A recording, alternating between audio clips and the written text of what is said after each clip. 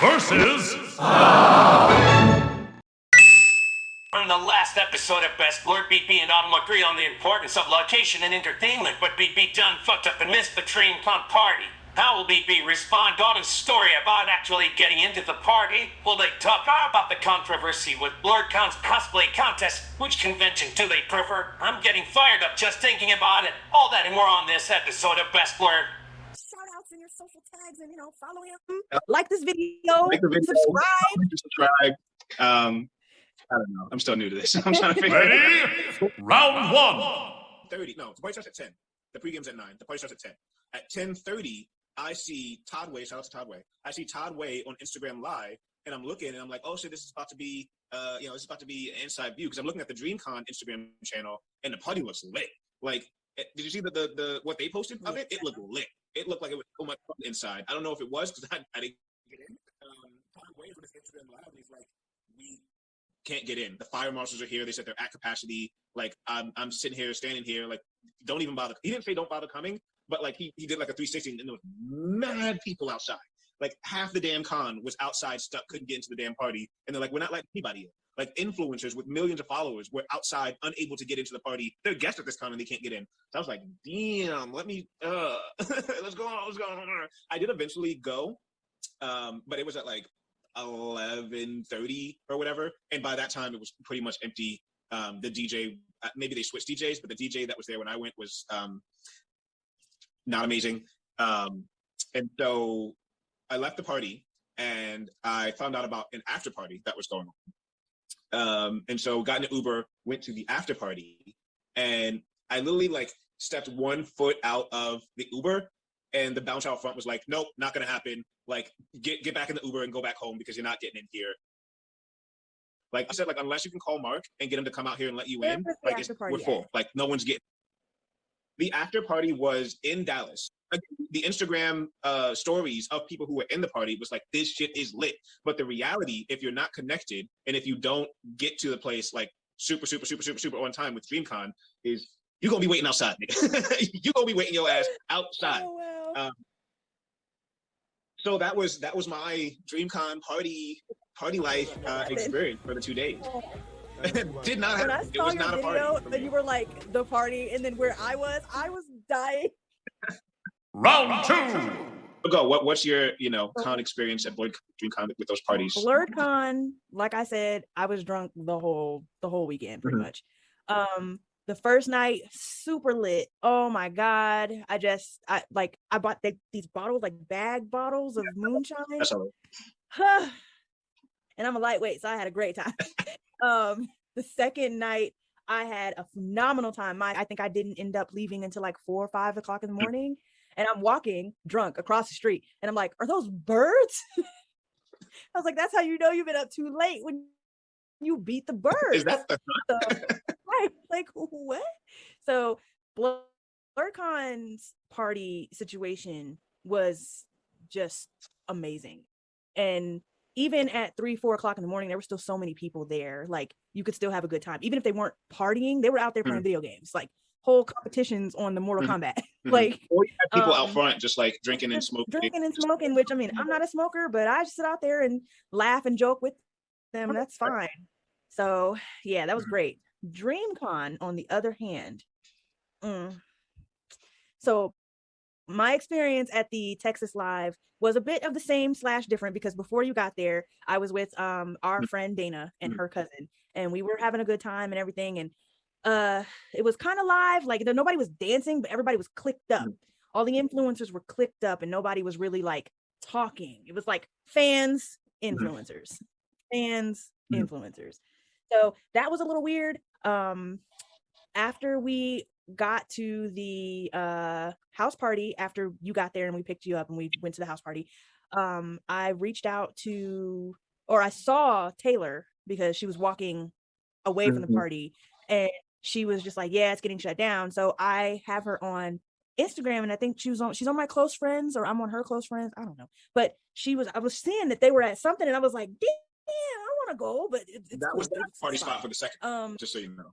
Yes, I will get to that. So the second night, I had left the convention maybe around like 6 because I was like, I need to take a nap. I need to eat something. We need to like refuel this because I will not be functioning at all if I don't. Same with you. Like we must be old because I'm like I need a minute. But by the time I got back to the convention center for the second night of the partying and stuff, the line was already super long.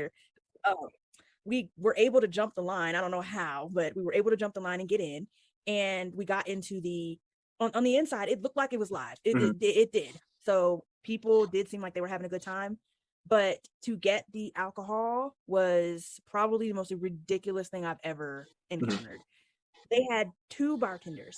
It was supposed to be a cash bar, which I guess apparently a cash bar just means you got to pay, which I was like, isn't that most bars? But okay. That works. Good. Right.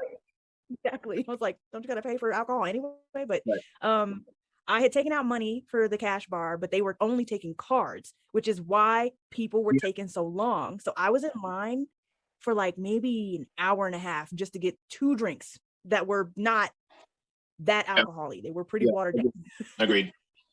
The guys that I was with that I had just met that night ditched me completely. And I was like, wow, okay. Men suck. I was like, dang, I thought we were friends. But this girl that was behind me, she tapped me and she was like, oh, you're here alone? I was like, yeah, I'm here alone.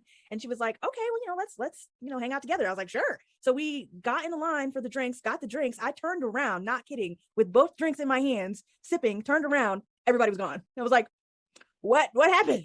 Where'd everybody go? Apparently the boys, RDC World boys, were gone.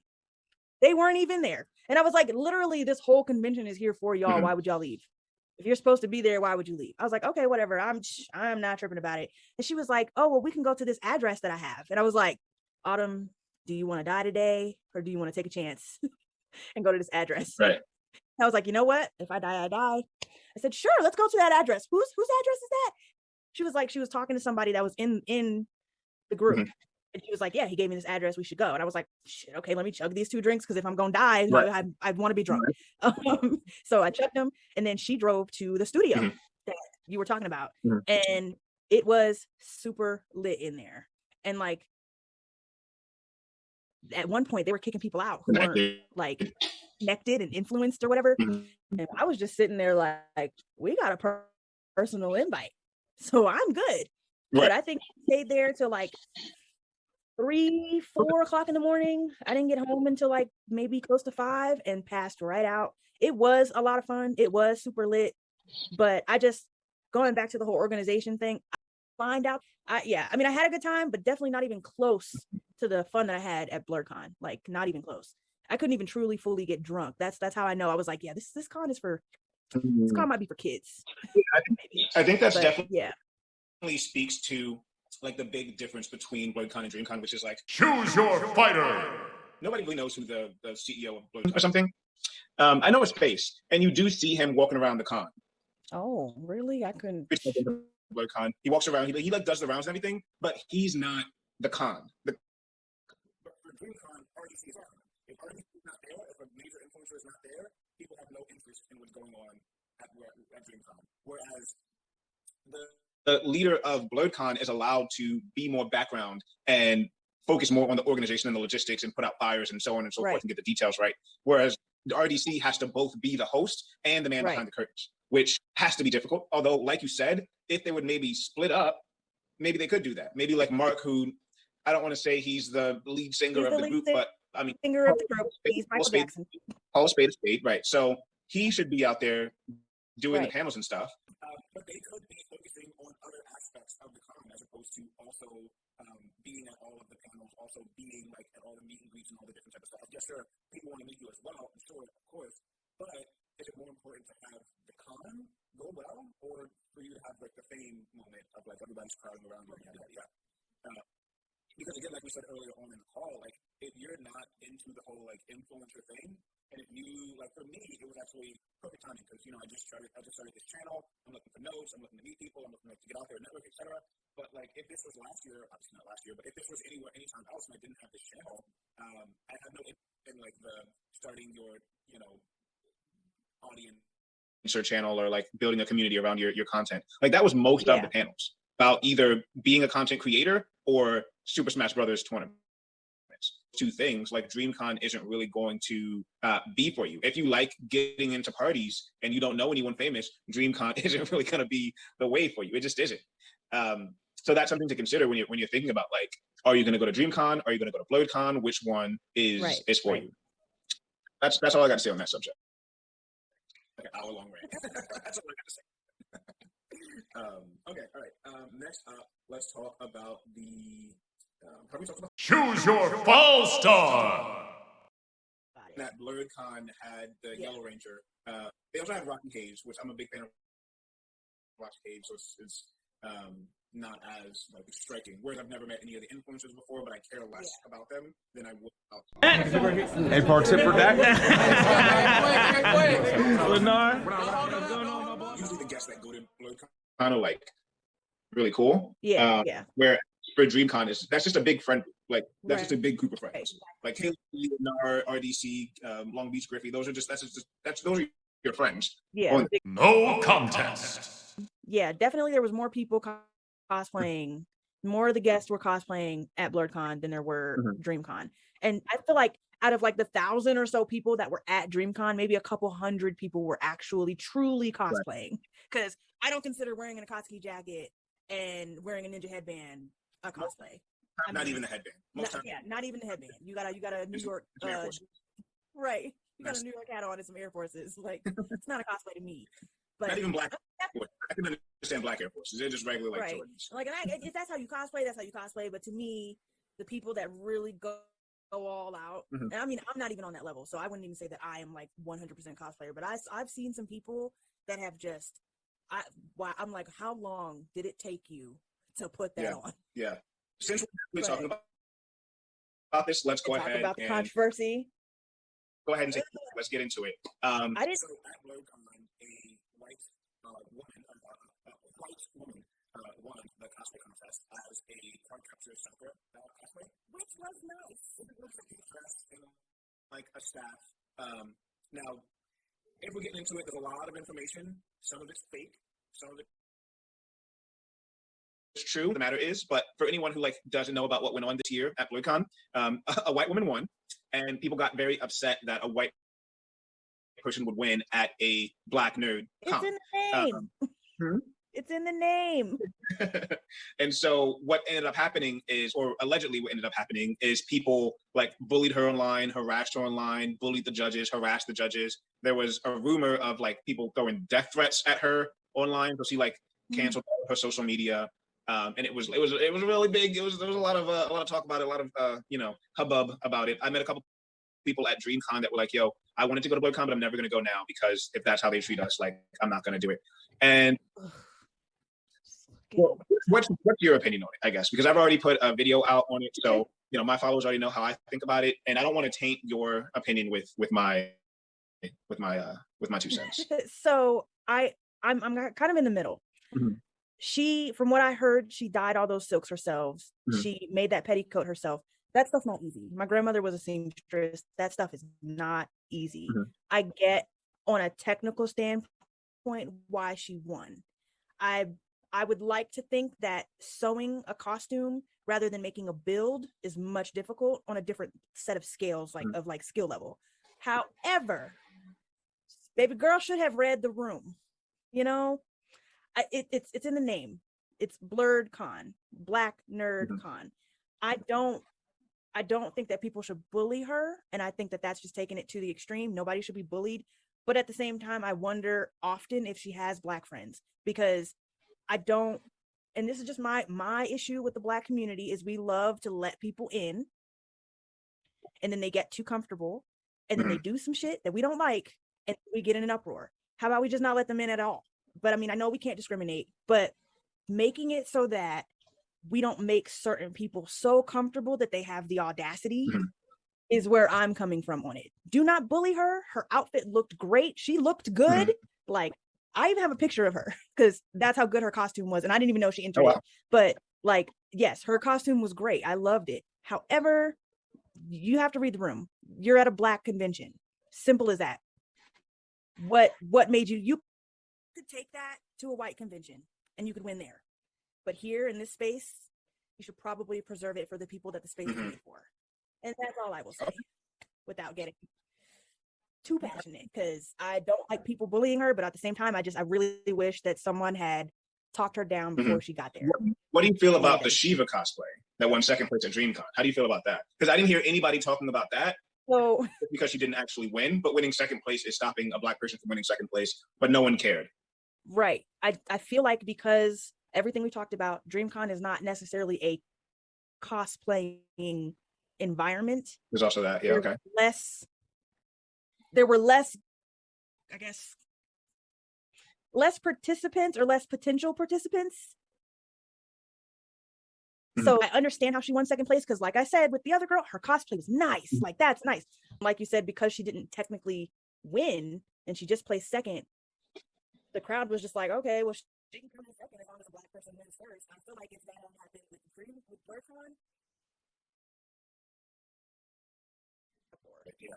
Do you think that maybe she won second because they saw what happened at blerdcon and they were like, we're not making this stage? So I think one of the, because that Shiva outfit was lit. It was nice. Who won first place? It was a scantily clad woman. So predictable on that front. She was dressed as like I don't even know the anime that it's from. It might be Kill la Kill or something. She had these big cone shoulder pieces. Okay, I saw her on the stage. She was my Dreamcon video. So you get a lot of extra points for showing skin, and it also the foam to create the whole outfit. So I do kind of get it. And again, in both cons, not a lot of people participated. You had less than 10 people participate in both of those contests. So it's like somebody's winning, and titties are a crowd favorite. I mean, okay, well, in that sense, I mean, but I feel like maybe yes, they did do their judging based off of that controversy, because if we are technically speaking, the girl in the less clothing, Kill la Kill outfit, I don't think she should have won in comparison to the second runner, the runner up.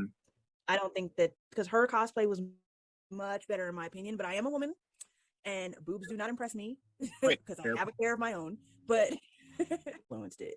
Contest. Winner is... Now, for my opinion, to get into that, I don't see a problem with anyone winning the cosplay contest as long as they have the skill level. Now, if a white woman showed up to the blerdcon contest and they gave her extra points for being white, controversy, and I'd have a pitchfork just as well as everybody else, right?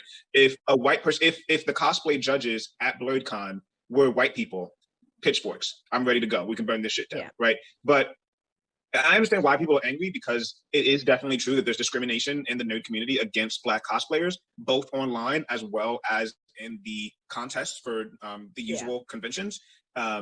And it's a known fact. It's like an unwritten rule that you're just not going to really be appreciated the way you deserve to be appreciated in those spaces. And I do understand how people feel protective of our space and feel like this should be for us. And I agree with them to that degree. But that's where I get off the train, because I feel like she has privilege everywhere except for blerdcon. Her being white would give her the advantage everywhere except for blerdcon. They have no reason to give her an unfair advantage or to give her the win just because, or to think that she's better just by the fact that she's white or that she's a woman or anything like that. Like, she won because she had the skill level to win. I've been arguing online for like the past week about my video that I put up, about people commenting and like, oh, they're just trying to get the white audience, the white dollar, and it's now SwirlCon and like all the memes of like have you seen the memes of like blerdcon with the word? No, because I don't want them to sway my opinion. Because well, I'm gonna go regardless, but it's just like it makes sense to be upset, but to say that blerdcon is not about Black people anymore and they're trying to get the white dollar, other than that, there is no ammunition to say that. Like, the marketing material is Black, like custom made Black cartoon characters. Theme this year was Chocolate City. There was somebody walking around in a Willy Wonka cosplay, like what? And it was a woman. So it was a Black woman. Cute. I remember her. Yes, not expected at all. The theme for next year is fucking Homecoming. You don't get more Black than Homecoming. Like, all of the Black nerd. Like, in what sense are they selling out, other than the fact that like someone who you don't like won the cosplay contest, which you don't care about. Right. You only care that she won. Nobody didn't even go, and I was like, okay, but it's The convention is so much more than that one little cosplay contest. There were people on Twitter that were like, oh, well, it should just be for Black people and there should be no white people alive. And in my con, because there's always been every race showing there up. Always has. 10%, sure, but there's always in Dreamcon too. There were people at Dreamcon. I think. So go ahead. People who think like that, in my opinion, you're not too far off from how white people think when you say stuff like that. Because Final battle. If anything, I would say it's the most important thing. The very reason that I went to both of these cons is the vibe, the people, the energy, not the energy, the community. There's a very different thing between talking to a random person on the street and talking to a nerd, right? Like if you're at a party or an event, you're hanging out with friends, whatever, and that person is a nerd, there's instantly a certain amount of connection you're going to have with them, just because it's like, I could talk to you about anything, right? Like the things that I'm interested in, you're interested in. And then that even more so if it is a Black nerd. To be in a big space full of people who have your same interests. And both of these cons hit that out of the park. I made so many new friends, so many new connections just going, because I'm usually a very, very introverted person. Like I'm not outgoing.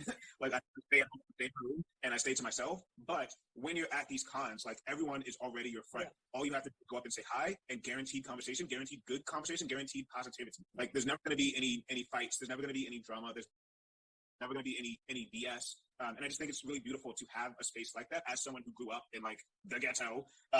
Like usually around here, like if I see an event that's like 500, 600 Black people, I'm like, we need to leave early because you're going to the place up. You know that's going to happen. Or as much as people want to get angry about like small details, we need to take a step back and focus on the fact that we have this shit. Like we have this for us, where 2 or 3 days at a time we can like be at home. Yeah. I will piggyback off of that and say being a community, and I talk about it in my videos all the time, that like having a community for Black creatives, Black nerds, Black safe spaces in an area that is honestly predominantly white and predominantly male in my avenue. You're right. It feels like a breath of fresh air to just be a nerd and not be super self-conscious, because and again, going back to the point, it's like that's something that me and my friend group do, but that's everyone in this whole thing.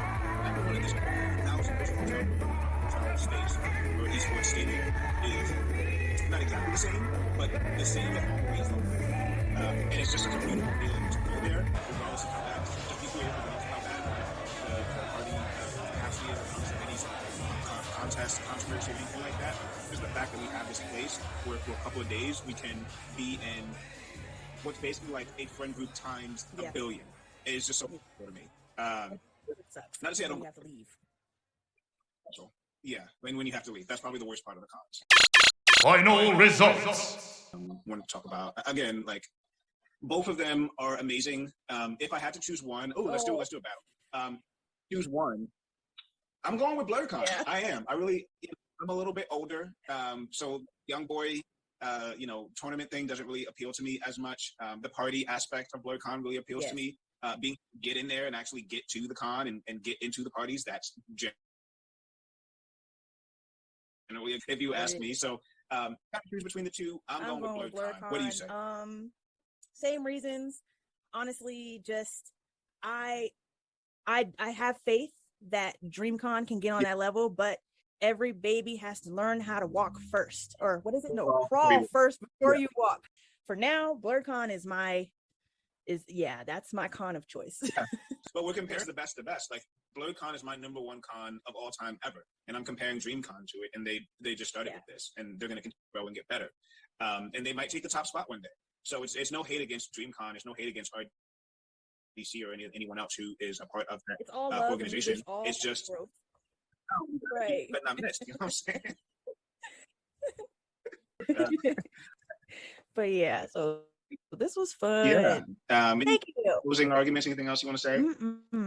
No. Just I guess I'll say that if you're watching this and you've never been to a convention, don't just take all the negatives that we're saying. Take the positives, because conventions in general are fun, but the Black conventions, if you're Black, go to that space, because you're gonna thrive there. No matter, like, I'm from suburbs.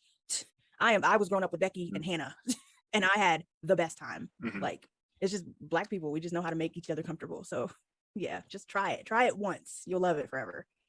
Yeah, totally agree with that. I don't think I can end this video off better than you just did. So I think we're gonna call it there. Continue.